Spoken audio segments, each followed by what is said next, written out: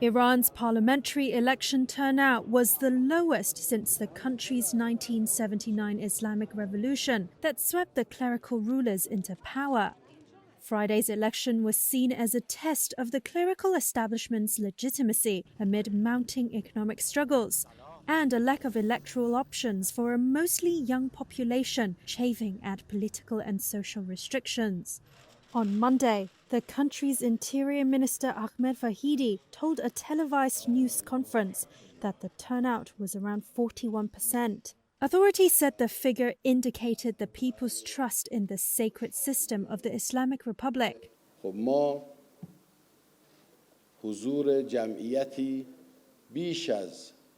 Well, we saw the participation of a turnout more than the last rounds.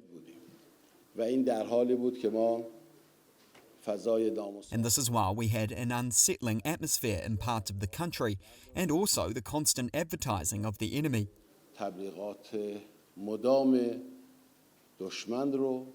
Vahidi said invalid votes made up 5% of the total vote count. Some Iranian media reported that number to be as high as 30%, suggesting signs of disillusionment even among core supporters of the Islamic Republic. The election was the first since anti-government protests in 2022 to 23, triggered by the death of a young Kurdish woman, Mahsa Amini, in the custody of morality police.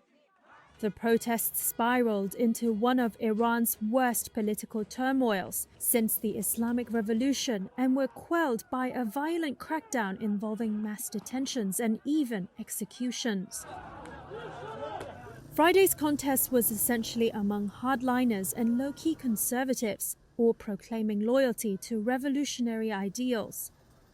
Heavyweight moderates and conservatives stayed out, and reformists called the election not free and unfair.